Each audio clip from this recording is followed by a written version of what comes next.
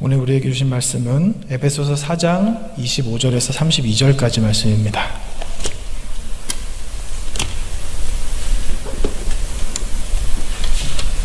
에베소 4장 25절에서 32절까지 말씀 교독하겠습니다. 그런즉 거짓을 버리고 각각 그 이웃과 더불어 참된 것을 말하라. 이는 우리가 서로 지체가 됨이라. 죄를 짓지 말며 해가 지도록 분을 품지 말고 마귀에게 틈을 주지 말라. 도둑질하는 자는 다시 도둑질하지 말고 도리어 가난한 자에게 구제할 수 있도록 자기 손으로 수고하여 선한 일을 하라. 무릇 더러운 말은 너희 입 밖에도 내지 말고 오직 덕을 세우는데 소용되는 대로 선한 말을 하여 듣는 자들에게 은혜를 끼치게 하라. 하나님의 은혜를 불심하게 하지 말라. 그 안에서 너희가 구원의 날까지 인치심을 받았느니라. 너희는 모든 악독과 노함과 분냄과 떠드는 것과 비방하는 것을 모든 악의와 함께 버리고 서로 친절하게 하며 불쌍히 여기며 서로 용서하기를 하나님이 그리스도 안에서 너희를 용서하심과 같이 하라. 아멘. 오늘 말씀은 성경을 좀 많이 볼 겁니다. 항상 제가 많이 봤지만 오늘은 좀 더 많이 봐야 돼서 잘 따라와 주시기 바랍니다. 에베소는 고대 7대 불가사의 중에 하나인 아데미 신전이 있는 곳입니다. 요즘 건축 기술로 봐도 믿어지지 않을 만큼 대단했다고 그렇게 기록이 되어 있는 아데미 신전이 있었다. 그러면 그 에베소 사람들이 어떤 삶을 살았을지에 대해서는 어렵지 않게 우리가 예측할 수 있을 것이라는 생각이 듭니다. 아마 그 아데미 신전이 있다는 것 자체만으로도 그 사람들은 굉장한 자부심을 느꼈을 것이고, 그리고 이 아데미 신전이 있었다는 것은 아데미 여신을 섬겼다는 것이겠죠. 이스라엘에게 여호와 하나님이라고 하는 분이 계시지 않으면 그 이스라엘이라고 하는 족속, 그 나라가 존재할 수 없는 것과 같이 에베소 사람들에게도 아데미 여신, 이 여신이 마치 이스라엘의 하나님과 같은 그런 존재였을 거라는 생각이 듭니다. 그런 이방 여신을 섬기는 문화권에서 극소수의 신앙생활을 했던 그리스도인들, 그들이 어떤 삶을 살았을까? 학자들은 여기에 대해서 여러 가지 이야기를 하는데, 아무튼 그들은 하나님의 부르심을 받았고, 그리고 하나님의 뜻에 따라 살기로 결단하고 신앙생활을 하지만 그들이 살고 있는 환경은 달라지지 않았습니다. 이방신을 섬기는 그 아데미 여신, 그러니까 요즘으로 치면 종교라고 하긴 그렇지만 아데미교라고 하는 그 이방 종교를 섬기는 사람들의 둘러싸여서 살았겠죠. 요즘은 차별 금지다 뭐다 해서 이렇게 다른 종교를 가진 사람에 대해서 그렇게 드러내놓고 차별하는 것에 대해서 좀 자유롭지 않은 시대를 할 수 있지만, 그 당시는 종교 때문에 사람이 죽임을 당하던 시대였습니다. 굉장히 어려운 신앙생활을 했을 것이라고 생각합니다. 아마 우리나라에 천주교가 처음 들어왔을 때, 지금 그 양화진 성지에 있는 옆에 절두산, 거기 가면 그 천주교인들이 박해를 받았는데 그들이 그렇게 목이 잘리고 죽음을 당할 수밖에 없었던 이유가 귀신을 섬긴다, 야수교 귀신을 섬긴다는 이유였죠. 그리고 그들이 그렇게 지탄받고 핍박받았던 가장 큰 이유는 제사를 지내지 않았기 때문이죠. 아마 천주교를 핍박했던 우리나라, 그게 불과 100년 정도밖에 되지 않은 일인데, 이 당시 고대 그리스 그리고 로마 시대에서는 아마 더한 핍박과 박해가 있었을 것이라는 생각이 듭니다. 바울은 그런 상황에 놓여있는 에베소 교인들에게 오늘 편지를 썼습니다. 오늘 우리가 함께 나눈 본문은 에베소서 4장 25절에서 32절까지의 말씀이지만, 사실 이 본문을 온전하게 이해하려면 4장 21절부터 5장 2절까지 보는 것이 정확합니다. 오늘 본문 우리가 읽은 여기에서는 그런즉이라는 접두사로 시작을 합니다. 그러니까 그런즉이라는 것은 앞에 무슨 다른 이야기를 했다는 것이죠. 이 그런즉을 4장 21절부터 24절이라고 할 수 있는데, 에베소 4장 22절 말씀을 보겠습니다. 너희는 유혹의 욕심을 따라 썩어져가는 구습을 따르는 옛사람을 벗어버리고, 좀 띄워주시겠어요? 계속. 여러분 이 말씀을 가만히 보시면 이렇게 이해하실 거예요. 아마 유혹의 욕심을 따라 썩어져가는, 그러니까 유혹의 욕심을 따라 썩어져가는 구습을 옛사람이 따른다, 이렇게 생각하실 겁니다. 근데 번역이 약간 오해가 될 만하게 번역이 돼 있어요. 원문으로 보면 이건 어떤 내용이냐면 유혹의 욕심을 따라 썩어져 가는과 구습을 따르는 옛사람을 이렇게 잘라서 봐야 됩니다. 그러니까 옛사람이 유혹의 욕심을 따라 썩어져가는 구습을 따르는 것이 아니라 구습을 따르는 옛사람, 그러니까 옛사람이 어떤 존재인지를 이야기하고 있는 겁니다. 제가 이런 말씀을 드린 이유는 그냥 옛사람이라고 생각을 하면 우리는 불신자였을 때를 생각하거든요. 근데 말씀을 계속 우리가 나누다 보면 아마 그게 아니라는 것을 아실 수 있게 되실 겁니다. 아까 읽었던 유혹의 욕심을 따라 썩어져 가는 이라고 되어 있는데요, 거기 사실은 유혹의 욕심이라고 하기보다는 속임수 때문에 생긴 욕심이라고 보는 것이 원문에 더 가까운 해석이라고 할 수 있습니다. 듣고 지나가 주시면 됩니다. 에베소 4장 23절 말씀입니다. 오직 너희의 심령이 새롭게 되어, 흠정역 버전으로 한번 다시 읽어드리겠습니다. 너희의 생각의 영을 새롭게 하라, 이렇게 되어 있거든요. 본문에서는 개역개정 버전 다시 띄워주시겠어요? 우리가 읽는 성경인데 보시면 너희의 심령이 새롭게 되어 라고 기록이 되어 있는데 이것도 좀 번역이 좀 이상합니다. 원문을 보면요, 심령이 따로 써 있어요. 그러니까 앞에 있는 심은 너희의 마음, 생각이고요, 뒤에 있는 영은 본문에 푸뉴마로 되어 있습니다. 헬라어에서 푸뉴마는 성령을 뜻하거든요. 그러니까 이게 사실은 너희의 심령이 새롭게 되어, 그러니까 너네가 너희의 생각과 그 마음을 새롭게 해라, 이 뜻으로 우리는 읽을 수 있는데 원문에 가까운 해석은 어떤 해석이냐면 오직 너희 마음에 계신 성령으로 말미암아 새롭게 되어, 이게 정확한 뜻이라고 할 수 있습니다. 그러니까 성령께서는 우리 안에 거주하시죠. 내주하시는 성령님이시죠. 우리의 마음 안에 내주하시는, 그러니까 거주하시는 성령으로 말미암아 새롭게 되어야 한다, 성령으로 새롭게 된다, 이 뜻입니다. 그러면서 바울은 새 사람을 입으라고 이야기합니다. 4장 23절 다시 한번 보겠습니다. 하나님의 뜻을 따라 의와 진리의 거룩함으로 지으심을 받은 새 사람을 입으라. 좀 성경 그게 잘못 나왔는데 24절이죠. 바울은요, 하나님을 따라 진리의 말씀으로 거룩하게 지으심을 받은 새 사람이 되었다고 이야기를 합니다. 그리고 옛사람을 벗어버리라 그러고 새 사람을 입으라고 이야기하거든요.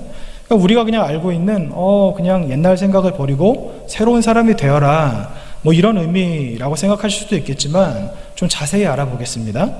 로마서 6장 6절입니다.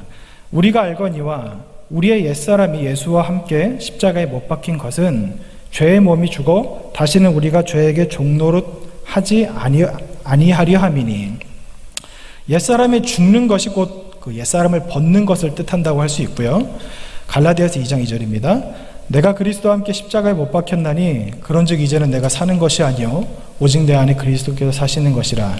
이제 내가 육체 가운데 사는 것은 나를 사랑하사 나를 위하여 자기 자신을 버리신 하나님의 아들을 믿는 믿음 안에서 사는 것이라, 이렇게 말씀을 하고 계시고, 그리고 갈라디아서 3장 27절입니다. 누구든지 그리스도와 합하기 위하여 세례를 받은 자는 그리스도로 옷 입었느니라. 그러니까 옛사람이 죽고 나니까 내 안에 예수님께서 사시는 거예요. 그거를 여기서는 새 사람으로 옷 입었다, 이렇게 표현을 하고 있는 거고요. 한 절 더 보겠습니다. 고린도서 5장 17절입니다. 그런즉 누구든지 그리스도 안에 있으면 새로운 피조물이라. 이전 것은 지나갔으니 보라 새 것이 되었도다. 그러니까 옛사람이 죽고 새 사람이 되는 원리가 이런 겁니다. 내가 예수님 앞에 예수님과 함께 십자가에 못 박히고, 그리고 예수님께서 사셔서 내가 새로운 사람이 되었는데, 내가 이전 것은 지나가고 새 것이 되었다. 온전하게 새롭게 되었다. 이렇게 표현을 하고 있는 겁니다. 근데 여러분, 본문의 앞에 18절, 19절 말씀에 보면 이방인이라는 표현이 나옵니다. 근데 여러분, 제가 아까 말씀을 안 드렸군요. 지난번에 제가 말씀을 전할 때 말씀드렸는데, 이 에베소 교인들은 유대인들이 아니라 이방인들이었습니다. 그러니까 이방인인 에베소 교인들에게 편지를 썼는데 이방인들이라고 이야기를 하고, 그리고 그 이방인을 뭐라고 표현하는지 아세요? 이방인인 너희들, 이게 아니라 이방인인 그들이라고 표현을 합니다. 이것과, 그리고 에베소 교인들에게 너희라고 하지 않고 이걸 그들이라고 표현했고, 그리고 22절에 구습, 옛사람이라고 표현하는 것을 보면 이건 무슨 말을 하는 거냐면요, 에베소 교인들이 이미 새 사람이 되었다는 이야기입니다.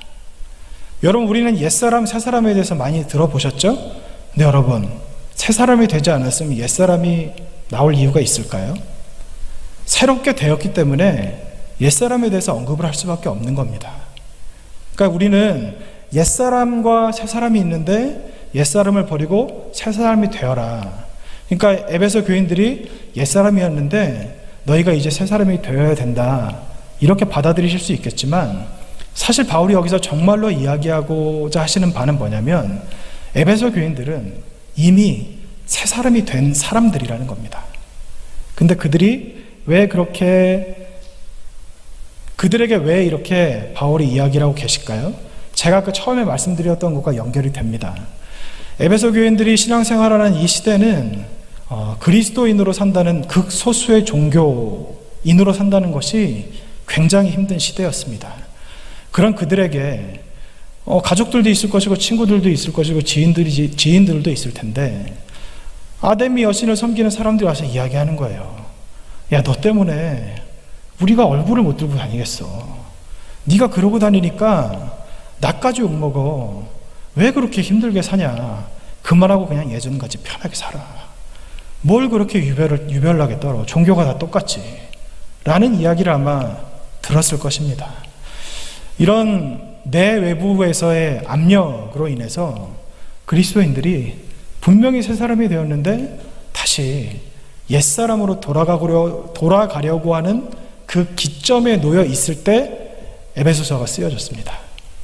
그런 그들에게 지금 바울이 이야기하는 것이 그거예요. 너희는 새 사람이야. 옛사람이 아니라 새 사람이야. 이 말을 하는 겁니다. 그러면서 하시는 말씀이 뭡니까? 앞으로 우리가 읽게 될 말씀의 내용이 이건데요. 너희가 새 사람이면 너희는 그에 걸맞는 삶을 살아야 하는 거야. 아무리 상황이 어렵고 환경이 힘들고 주변에서 압력을 넣는다 하더라도 새 사람과 같이 새 사람에 맞게 걸맞게 살아야 되는 거다. 옛사람으로 돌아가면 안 된다. 이 이야기를 하고 계십니다. 새 사람이 되었지만 예전의 모습으로 회귀하려고 하는 그 에베소 교인들에게 바울은 이렇게 말씀하십니다. 25절입니다. 그런즉 거짓을 버리고 각각 그 이웃과 더불어 참된 것을 말하라. 이는 우리가 서로 지체됨이라. 그러니까 여기서 말하는 그런즉이라는 것은 앞에 제가 말씀드렸던 그거를 설명드린 거예요. 옛사람으로 돌아가면 안 된다. 너희들은 새 사람이다. 이 이야기를 하시면서 여기 보시면 이웃과 더불어 참된 것을 말하라 이렇게 되어 있는데, 성경에 말하는 이웃은 두 가지 종류가 있습니다. 첫 번째 이웃은 우리와 얼굴을 맞대고 사는 모든 사람들, 그러니까 세상 모든 사람들을 이웃이라고 성경에서 말씀하시고, 또 두 번째, 오늘 이 본문에서 말씀하신 이웃은 이 말씀 뒤에 보면 우리가 서로 지체됨이라, 이것을 봤을 때 교회를 이야기하는 겁니다. 교회 공동체 안에 있는 성도들 서로 간에, 그러니까 교회 안에 있는 사람들, 성도들을 이웃이라고 이야기하고 계십니다. 그러면서 25절에 각각 이웃과 더불어 참된 것을 말하라. 이 같은 교인끼리 참된 말을 하라는 거예요. 이게 구태의연하게 들리실 수 있겠지만 사실 여러분 이게 쉬운 일이 아니라는 거 아시죠? 여러분 지금 여기에 몇 분 안 되는 분들이 계시지만 우리 영주교회에 계신 모든 분들과 여러분이 말이 통하십니까? 스스로 생각하실 때 모든 사람에게 여러분의 진심을 드러내놓고 말씀하실 수 있으신가요? 또 어떤 분들은 수준이라는 걸 생각하면서 나와 이 사람은 수준이 맞지 않아 라고 생각하는 분들도 있다는 이야기를 들었습니다. 이렇게 일주일에 한 번 교회에서 만나는 사이면 마음을 터놓고 이야기할 수도 있지만 사실 마음이 없는 말을 하는 경우가 더 많습니다. 오늘 성경에서 이야기하는 이 참된 것을 말하라고 하는 것은 뭐냐면 마음이 없는 말을 하지 마라. 진심으로 말을 해라. 성도들 간에 서로 그렇게 이야기해야 된다. 이렇게 말씀하시는 겁니다. 쉽지 않은 일이죠. 26절과 27절 말씀 보겠습니다. 분을 내어도 죄를 짓지 말며 해가 지도록 분을 품지 말고 마귀에게 틈을 주지 말라. 본문에서는 분이 2번 나옵니다. 처음에 나오는 분에 대해서 먼저 알아보기를 원하는데요. 여기 나와 있는 이 첫 번째 나와 있는 분은 분노, 화를 이야기합니다. 근데 이 화에는 2가지가 있다고 말을 합니다. 하나는 내 이익과 관련됐을 때 혹은 내 자존심을 건드렸을 때 나도 모르게 나는 화, 이게 첫 번째 화고, 그리고 2번째 화는 의분입니다. 의로운 분노, 하나님께서 주신 선한 양심을 따라 불의한 일을 봤을 때 그것을 참지 못하는 것. 길성란 교수님은 그것을 놓고 이렇게 이야기하셨어요. 불의한 일에 대해 분노하는 것은 새 사람을 입은 성도들에게 바람직한 것이며 반드시 필요한 것이다, 이렇게 말씀하셨습니다. 우리가 살다 보면 화를 내게 되죠.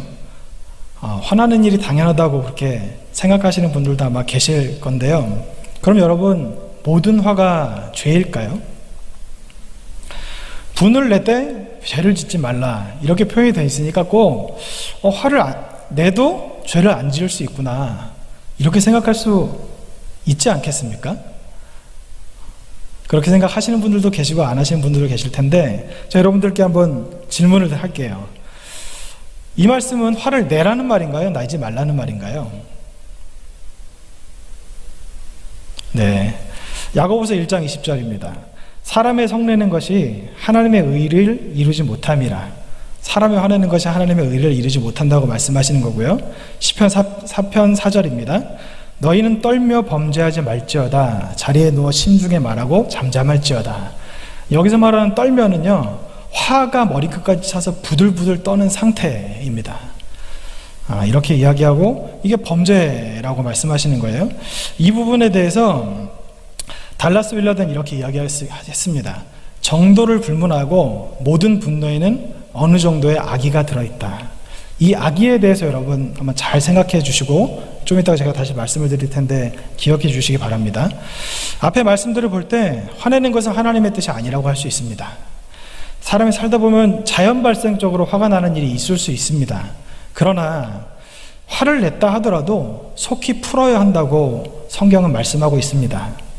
아무리 의로운 분노를 할지라도, 여러분, 제가 어떤 의로운 일에 분노가 일어났다고 했을 때 그것을 마음에 품고 있으면 그것을 통해서 하나님의 선한 일을 이룰 수 있을까요? 당연히 못 이룹니다. 어떠한 학자들은 의분에는 악의가 있을 수 없다고 말하는 학자들도 있지만, 제가 방금 말씀드렸던 모든 분노에는 어느 정도의 악의를 품고 있다고 말씀드렸던 이 내용이 저는 더 공감이 갑니다. 아무리 어려운 일이라도 화를 마음에 품고 있으면 자기가 손해고 그것을 통해서 어떤 일도 이루어지지 않기 때문이죠. 근데 여러분, 화를 내지 말라고 성경에서 말씀하고 계신데 이 참 안타까운 게 뭐냐면 기독교인 중에 화를 안 내는 사람이 별로 없는 것 같아요. 그 세상 사람들이 뭐라 그럽니까? 화 안 내고 착한 사람을 뭐라고 이야기하죠? 야, 저 사람 예수님 같아, 이렇게 얘기 안 하잖아요. 저 사람 부처 같아, 이러지 않습니까? 이게 참 안타까운 일입니다. 에베소 4장 26절 27절 다시 한번 보겠습니다. 분을 내어도 죄를 짓지 말며 해가 지도록 분을 품지 말고 마귀에게 틈을 주지 말라. 2번째 나오는 분은요, 첫 번째 나와 있는 단어와 좀 다릅니다. 아까 시편 4편 4절에 나와 있던 떨며라고 하는 것과 비슷한데, 몹시 화가 나서 다른 사람이 말릴 수 없는 상태를 지금 2번째 나와 있는 분이라고 이야기합니다. 뭐 그냥 화도 죄가 될 수 있다고 이야기하는데, 사람이 이렇게 머리끝까지 화가 나 있는 상태에서는 당연히 마귀가 그 틈을 노릴 수밖에 없는 것은 상식이라고 생각합니다. 아무튼 결론은 화를 내지 않는 것이 좋다, 이렇게 말씀하고 계십니다. 바울은 또 28절에서 계속해서 도둑질에 대해서 이야기하십니다. 도둑질하는 자는 다시 도둑질하지 말고 돌이켜 가난한 자에게 구제할 수 있도록 자기 손으로 수고하여 선한 일을 하라. 이 고대 그리스와 로마를 연구했던 학자들이 하는 말 중에 하나가 있는데, 그게 뭐냐면요, 그 당시에 에베소의 그 노동 환경에 대해서 이야기를 합니다. 에베소는요, 일단은 요즘 같은 정규직이 전혀 없었고 일용직이었어요. 일용직인데 그나마 그 일자리도 많지 않았습니다. 거기에 또 엎친 데 덮친 격으로 일자리를 얻어도 품삯이 넉넉하지 않았던 거예요. 그러니까 노동자들 입장에서는 가족이 있고 가족을 부양해야 되는데 일자리를 얻을 수도 없고, 그리고 일자리를 구해도 이게 입에 풀칠하기도 빠듯할 정도로 힘든 환경이었다고 합니다. 그래서 그 당시 에베소 지방에서는 직장에 나가거나 혹은 다른 사람의 물건, 다른 사람의 물건을 훔치는 것이 그렇게 크게 죄악시 되지 않는 그런 문화였다고 이야기합니다. 오늘의 편지의 대상은 에베소 성도들이거든요. 근데 여러분, 성도들에게 편지를 썼는데 도둑질하지 말라고 이야기하는 거예요. 그러니까 이 말은 무슨 말입니까? 에베소 교회 안에 도둑질하는 사람이 있었다는 겁니다. 그럼 바울이 그 도둑질하는 사람에게 도둑질을 멈춰라, 그만해라, 이렇게만 말씀하시는 것이 아닙니다. 우리나라는 좀 정이 약한 나라죠. 그래서 사람이 어떤 죄를 지었을 때 정말 딱한 상황이 되면 그러잖아요. 오죽했으면 그랬을까, 딱하다, 안 됐다, 이렇게 말씀하시지 않습니까? 그 당시에도 그럴 수 있는 여지가 충분히 있었어요. 왜냐하면 도둑질이라고 하는 것이 문화라고 여겨지는, 그러니까 거의 문화인 상황이었으니까 오죽했으면 그랬겠나라고 하는 생각을 할 수 있지만, 바울은 도둑질을 멈추라고 이야기하시는 것뿐만 아니라 여기서 한 가지를 더 요구하십니다. 도둑질을 멈춰라, 그리고 네 손으로 수고해서 돈을 벌어서 가난한 자를 구제하라. 굉장히 좀 부담스럽죠. 도둑질만 하지 마라, 이게 아니라 가서 일을 해. 가족 입에 풀칠하기도 힘든데 더 열심히 해서 가난한 사람들에게 구제를 해, 라고 말씀하시는 겁니다. 29절입니다. 선한 말을 하라고 하시는데요, 무릇 더러운 말은 너희 입 밖에도 내지 말고 오직 덕을 세우는 데 소용되는 대로 선한 말을 하여 듣는 자들에게 은혜를 끼치게 하라. 여기서 말하는 더러운 말이라는 것은 더러운 말, 쉽죠? 음란하거나 욕을 하거나 아니면 중상모략을 하거나 다른 사람에 대해서 이간질하거나 모든 악과 관련된 말이라고 할 수 있습니다. 근데 여기에 덕을 세우는 데 소용되는 대로라고 기록이 되어 있는데, 여러분 원문을 찾아보니까 덕을 세우는 데 소용되는 대로가 아니고요, 덕이라는 말이 나와 있지 않아요. 그냥 세우기 위하여라는 단어만 있습니다. 그러면 도대체 무엇을 세우기 위하여일까? 도대체 무엇 때문에 덕이라는 말을 추가했을까? 제가 그래서 덕을 세우는데, 그러니까 세우기 위하여라는 말의 용례를 찾아봤는데요. 에베소서 4장 12절과 16절에 이 똑같은 단어가 쓰였습니다. 근데 거기서는 어떻게 쓰였냐면요, 그리스도의 몸을 세우기 위하여, 그리고 두 번째는 교회를 세우기 위하여, 이렇게 기록이 되어 있습니다. 이것을 통해서 우리가 이 29절에 나와 있는 세우는 것, 무엇을 세우는지에 대해서 추측할 수 있는 것은 덕이 아니라 교회를 세우기 위하여, 그러니까 공동체를 세우기 위하여. 그러니까 이거를 좀 번역할 때 공동체의 덕을 세우기 위하여 이런 의역을 하신 것 같아요.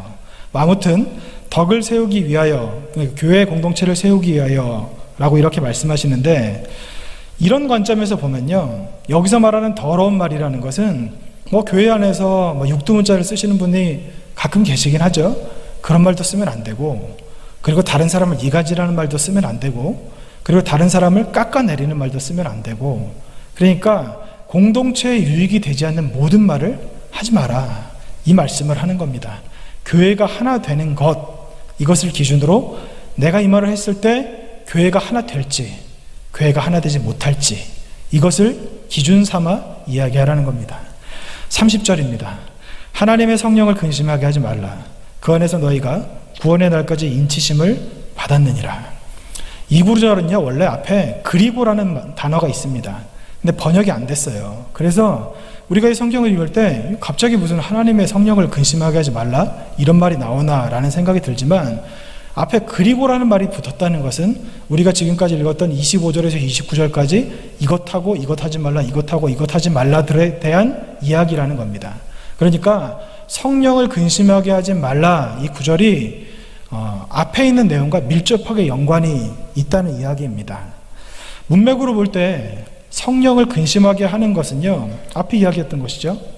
참된 말을 하지 않는 것, 분내는 것, 도둑질하는 것, 그리고 더러운 말을 하는 것, 이런 것들 때문에 성령께서 근심하시게 된다는 것인데, 이것을 한마디로 정리하면 죄입니다.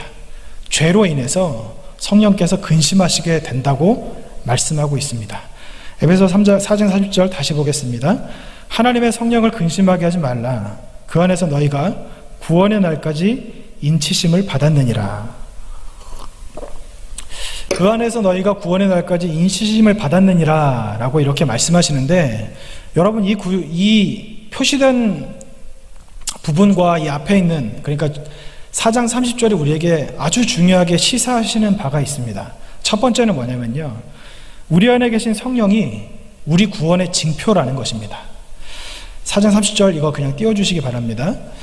하나님의 성령을 근심하게 하지 말라. 그 안에서 너희가 구원의 날까지 인치심을 받았느니라, 이렇게 기록이 되어 있고, 에베소 1장 13절입니다. 그 안에서 너희도 진리의 말씀 곧 너희의 구원의 복음을 듣고 그 안에서 또한 믿어 약속의 성령으로 인치심을 받았느니라. 우리는 예수 그리스도를 믿는 믿음으로 구원받는다고 알고 계시죠? 그러니까 구원의 복음을 듣고 예수 그리스도 안에서 예수 그리스도를 믿어서 성령으로 인치심을 받았다고 이야기를 하시는 겁니다. 다시 말씀드리면 예수 그리스도를 믿는 사람, 구원받은 사람 그 안에는 성령님이 계시다는 이야기입니다. 여기서 말하는 인치심이라는 것을 원어로 보면 도장 찍다라는 뜻이 있습니다. 그러니까 예수님을 믿고 구원을 받은 사람은 성령으로 도장이 찍힌 사람이라는 뜻이라는 겁니다. 근데 도장이 우리에게 찍힌 것이 아니라 성령 자체가 도장이시라는 거죠. 구원받은 사람 안에는 반드시 성령님이 계십니다. 그게 바로 구원의 표식입니다. 30절이 또 한 가지 말씀하시는 아주 중요한 바가 있습니다. 하나님의 성령을 근심하게 하지 말라. 그 안에서 너희가 구원의 날까지 인치심을 받았느니라. 하나님의 성령을 근심하게 하지 말라. 이것을 통해서 우리가 알 수 있는 것이 무엇입니까? 바로 성령은 우리를 떠나실 수 있다는 것입니다. 성령은 인격이십니다. 감정이 있으신 분이라는 거예요. 근데 그분이 근심하게 된다? 이게 도대체 무슨 뜻일까요? 근심하면 그래서 뭐가 어떻게 됐다는 것이죠? 그런데 여기서 근심하시는 것에 대해서 이야기하면서 그 뒤에 너희가 그 안에서 구원의 날까지 인치심을 받았다는 것은 무엇이냐면, 성령의 근심이 쌓이게 되면 성령 안에서 인치심을 받은 우리의 구원까지도 지장을 받게 된다고 말씀을 하시는 겁니다. 성령은요, 감정이 있으신 분이죠. 우리가 죄를 계속 지으면 속이 상하시는 분이세요. 여기서 근심이라는 것은 상처를 입다, 이런 뜻이 있거든요. 상처 입으시고 그렇게 슬퍼하시는 성령님, 이 성령님이 우리를 떠나신다, 이것에 대해서 학자들의 의견이 분분하거든요. 근데 여러분, 갈라디아서 5장에 보면 성령의 일과 육체의 일에 대해서 이야기합니다. 다르게 말씀드리면 성령의 일과 죄의 일에 대해서 말씀드리는 거예요. 근데 거기서 말씀하시는 바가 무엇입니까? 성령과 죄는 공존할 수 없다는 것입니다. 그러니까 성령이 우리 안에 계신데 우리가 죄를 짓죠? 그러면 이게 죄가 쌓이다 보면 성령께서 더 이상 못 견디시고 우리를 떠나신다는 거예요. 시편 51편 11절 말씀입니다. 나를 주 앞에서 쫓아내지 마시며 주의 성령을 내게서 거두지 마소서. 이 부분에 대해서 학자들의 의견이 좀 분분하긴 합니다. 왜냐하면 구약시대의 성경은 왕과 제사장과 선지자에게만 주어졌던 것이고 하나의 능력으로 보는 것이 맞다고 주장하는 학자들이 있고, 또 다른 부류의 학자들은 성령은 그 자체로 구원을 의미한다고 이야기하는 학자들이 있습니다. 그런데 저는 그 두 번째가 맞다고 생각합니다. 왜냐하면 나를 주 앞에서 쫓아내지 마시며, 쫓아낸다는 것이 뭘까요? 구원을 받는다는 겁니까? 못 받는다는 겁니까? 못 받는다는 이야기죠. 성령을 내게서 거두신다는 것은 구원을 못 받는다는 이야기가 된다는 겁니다. 구원은 하나님의 전적인 주권 아래 달려 있습니다. 그래서 제가 이렇게 서서 여러분을 보면서 어떤 분은 구원 받으시고 어떤 분은 구원 못 받으시겠다? 이런 말을 할 자격이 없죠. 그럴 능력도 없고, 사람은 그래요. 누가 구원 받을지 받지 못할지는 모릅니다. 하나님께서만 그 사람의 깊은 심정을 알고 계시기 때문에. 그러나 성경에서는요, 어떤 사람이 구원받는지, 어떤 사람이 구원받지 못하는지에 대한 가이드라인을 계속해서 우리에게 제시해주고 계십니다. 만약 누가 구원받을지 아무도 몰라, 그러니까 그냥 열심히만 신앙생활하면 돼 라고 생각하고 신앙생활한다면 얼마나 힘들까요? 근데 하나님께서는 우리에게 이것을 친히 알려주셨다는 거예요. 그래서 한번 하나님의 은혜를 입은 사람이다 할지라도 언제든지 그 사람이 죄에서 떠나지 않고 그 불의한 길을 위해서 벗어나지 않으면 구원을 잃어버릴 수 있다고 성경은 말씀하고 계십니다. 구원받은 사람은 무슨 일을 해도 구원이 훼손되지 않는다고 말하는 것은 그 대전에서 유명한 박옥수 구원파, 그 사람들이 하는 이야기입니다. 하나님을 믿었지만 끝내 버림받았던 사람들이 성경에 꽤 많아요. 구약 성경에 대표적으로 기름 부음을 받고 하나님께서 쓰시고자 하셨던 사울 왕, 그리고 민수기에 나오죠. 민수기에 나오는 선지자 발람, 신약 성경에 나와 있는 후메네오와 알렉산더, 그리고 데마, 분명히 하나님으로부터 부름을 받고 하나님의 일을 했던 사람들인데 이 사람들이 결국은 세상으로 갔고 버림받았다고 성경에 기록이 되어 있습니다. 성령이 근심하시는 것이 단순히 성령과의 교제가 끊어진다던가 성령께서 우리에게 역사하시는 그 역사의 범위가 줄어드는 것을 의미한다고 생각하기에는 이 말씀이 우리에게 시사하시는 바가 너무나도 엄중합니다. 성령에 근심하신다는 것은 우리의 구원에 영향이 간다고 보는 것이 맞다고 볼 수 있습니다. 그럼 여러분, 이런 생각을 하시는 분들이 계실 거예요. 구원은 분명히 믿음으로 갖는 건데, 아까 그 성경에 읽었던 것도 예수 그리스도를 믿는 믿음 안에서 구원을 받는다고 기록이 되어 있는데 왜 성령께서 근심하시면 구원에 지장이 생긴다고 말씀을 하시나? 라고 생각하실 거예요. 근데 제가 여러분께 누누이 말씀드렸죠. 우리는요, 믿음으로 구원받고 행위대로 심판받습니다. 믿음으로 구원받고 행위대로 심판받는 거예요. 김세영 교수님은 이 부분에 대해서 이렇게 이야기하셨어요. 이미와 아직의 구원, 그러니까 이미 얻은 구원과 아직 얻지 못한 구원, 두 가지 구원을 이야기했습니다. 첫 번째 구원은 예수 그리스도를 믿는 믿음으로 말미암아 우리가 새 사람이 된 거예요. 그런데 아직의 구원은 뭐냐면, 새 사람이 됐지만, 여러분, 우리가 새 사람이 됐지만 새 사람으로서 완성이 됐습니까? 안 됐잖아요. 아직의 구원은 뭐냐면 우리가 새 사람이 됐지만 새 사람이 완성되어 가는 그 단계, 성화를 이야기하는 겁니다. 그래서 우리의 구원을 잃어버리지 않고 끝까지 낙오하지 않고 이 길을 완주했을 때 얻을 수 있는 궁극적인 구원에 이르는 것이 두 번째 아직의 구원이라고 말씀합니다. 근데 단순히 이것은 제 생각이나 김세영 교수님만 말씀하신 게 아니에요. 세계적인 신학자인 마틴 로이드 존스, 존 스토트, 톰 라이트, 그리고 더글라스 무, 아더 핑크, 우리나라의 길성란 교수님, 그리고 양영희 교수님, 그리고 권현경 교수님, 수많은 학자들이 이런 이야기를 합니다.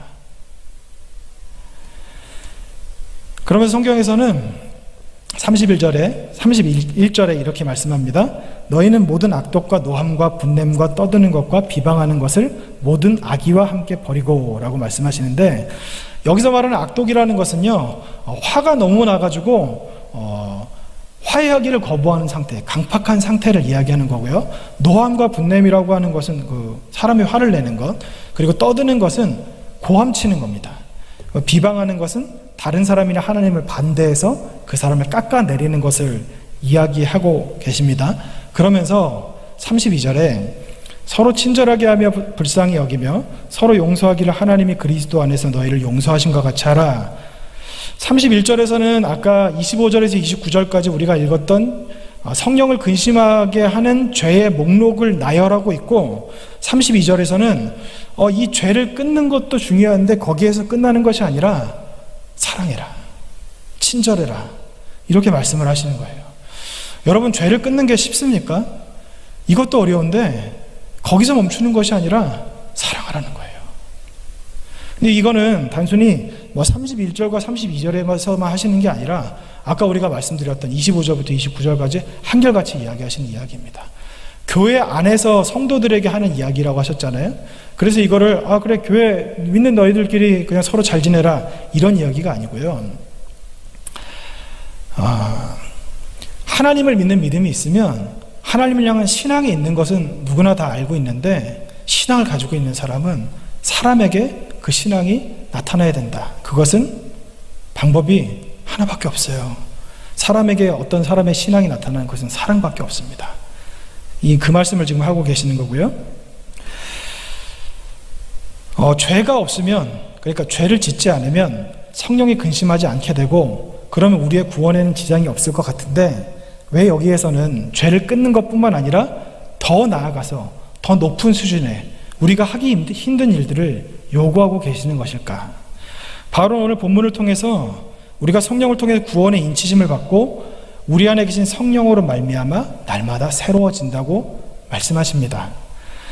우리의 죄가 성령을 근심하게 할 수 있고, 그리고 이 죄의 목록들에서 이야기하는데, 여러분 25절에서 29절까지의 그 죄의 목록들, 그리고 지금 31절에서 말씀하시는 죄를 봤을 때 혹시 마음속에 이런 생각 가지신 분 계시지 않으십니까?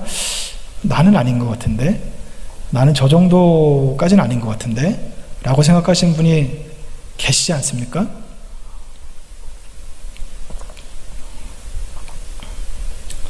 나는 그렇게 눈으로 드러나는 죄는 짓지 않는 것 같은데, 나는 겉으로 그렇게 죄가 드러나지 않는 것 같은데 나와 상관없는 이야기인 거 아닌가? 라고 생각하시는 분이 계실 수도 있을 것이라 생각합니다. 하지만 오늘 본문은 단순히 눈으로 보이는 죄에 대해서만 말씀하고 계시지 않습니다. 겉으로 드러나지 않는 그 마음의 숨은 의도, 그러니까 본심에 대해서 말씀하고 있습니다. 31절을 다시 한 번만 띄워주시겠어요? 여기 보시면 악독, 노함, 분냄, 떠드는 것, 비방하는 것 뒤에 악의와 함께 버리고 라고 기록이 되어 있습니다. 악의가 뭘까요? 악의는요, 악독과 노함과 분냄과 떠드는 것과 비방할 수밖에 없게 만드는 내 마음의 뿌리, 의도, 그거를 이야기하는 겁니다. 우리가 하나님의 뜻을 아니까 죄를 짓지 않아야 되는 것을 알죠. 그래서 화난 일이 있을 때, 남을 미워할 만한 일이 있을 때 참아야 된다는 것도 압니다. 근데 여러분, 우리가 살아봐서 아시겠지만 우리의 인내심은 그렇게 대단하지가 않아요. 그래서 사람이 참다 보면 어떤 일이 있습니까? 지렁이도 밟으면 꿈틀한다고 언젠가는 터지게 되는 거예요. 근데 여러분, 성경에서 지금 말씀하시는 것은요, 너희가 눈에 보이는 죄를 짓지 않기 위해서 그것을 스스로 조절하고 컨트롤하는 것이 답이 아니다, 이렇게 말씀하시는 거예요. 그러니까 언제 터질지 모르는 시한폭탄 같은 그런 삶을 사는 것이 아니라 더 나아가서 마음을 바꿔라, 생각을 바꿔라, 악한 의도를 완전히 버리라고 말씀하시는 겁니다. 물론 화나는 일이 있을 때 참는 게 굉장히 중요해요. 이런 마음도 안 갖는 분들이 많거든요. 이것도 굉장히 중요하고 귀한 일입니다. 근데 여러분, 오늘 성경에서 제가 아까 25절에 그리고 23절에 말씀드렸던 우리 안에 계신 성령으로 새롭게 된다는 것의 의미가 무엇인지 아십니까? 죄를 지을 만한 상황이 됐을 때 네 힘으로 참지 말고 네 안에 계신 성령께 맡겨야 된다.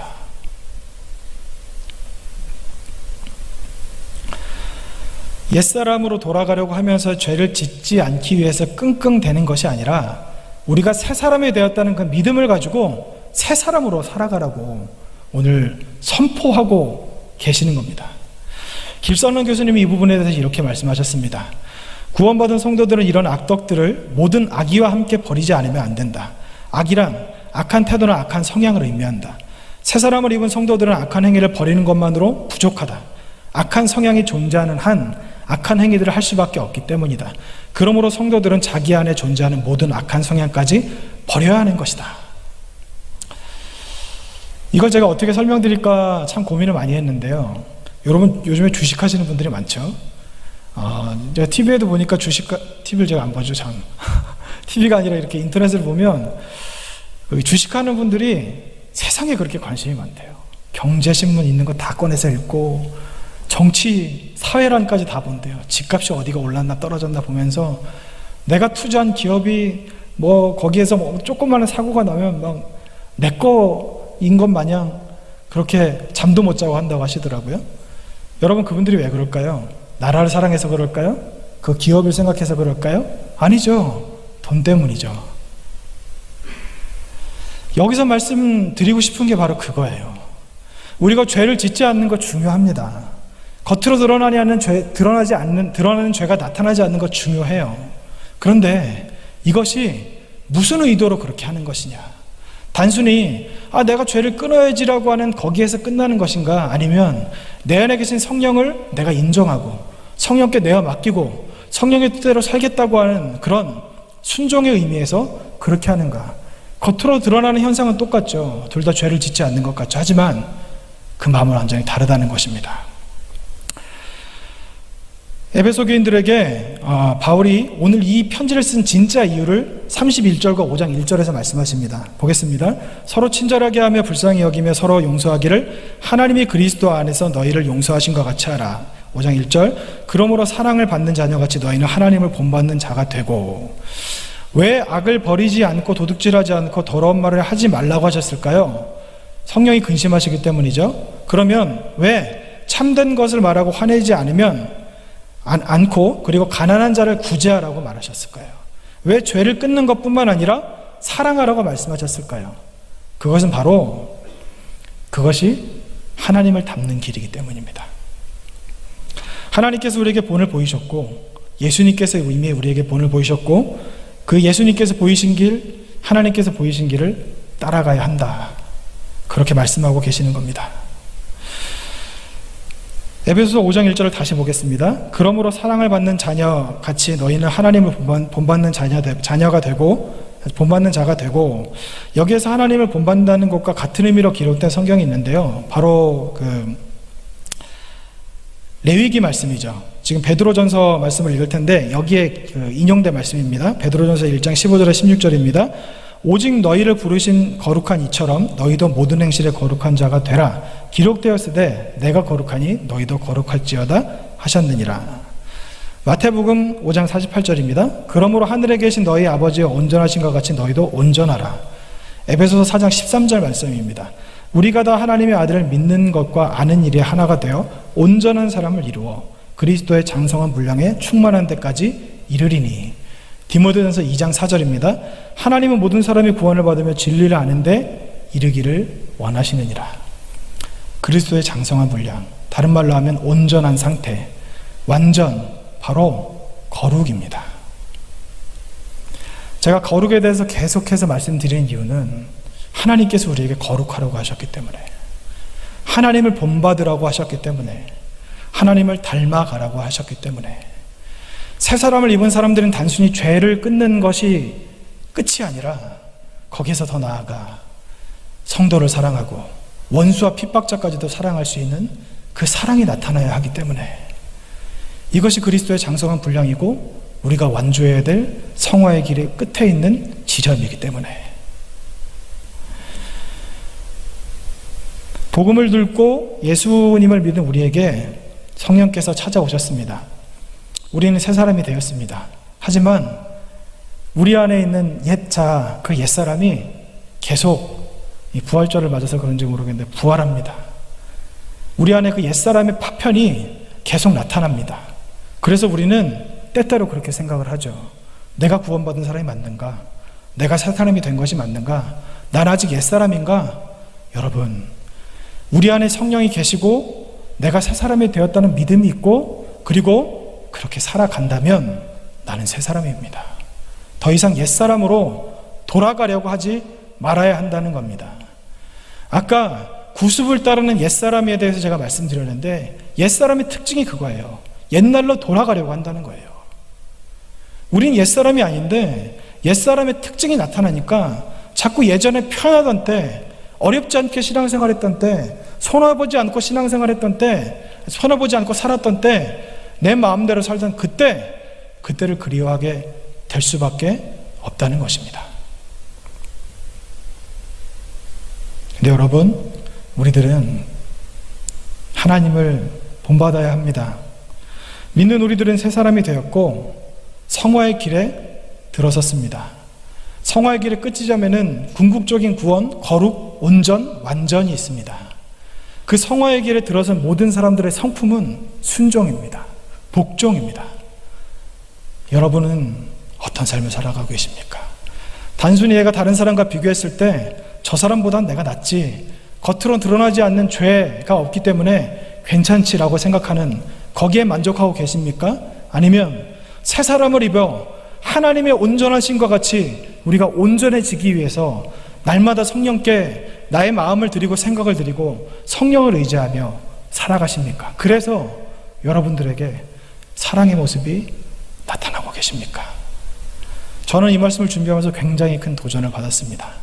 왜냐하면 새 사람이 된 사람은 사랑의 사람이라고 말씀하셨기 때문에. 여러분은 사랑의 사람이십니까? 사랑의 사람이십니까? 여러분은 하나님을 닮아가기 위해 그렇게 살아가시는 분이십니까? 아니면 눈에 보이는 몇 가지 죄를 끊고 그리고 우리가 인간들이 정해놓은 그 종교적인 그 원칙에 따라 그것을 하며 만족을 얻으며 살아가시는 사람이십니까? 우리 모두가 하나님 앞에 온전한 길, 하나님을 본받는 사람, 거룩한 사람이 되시기를 원합니다.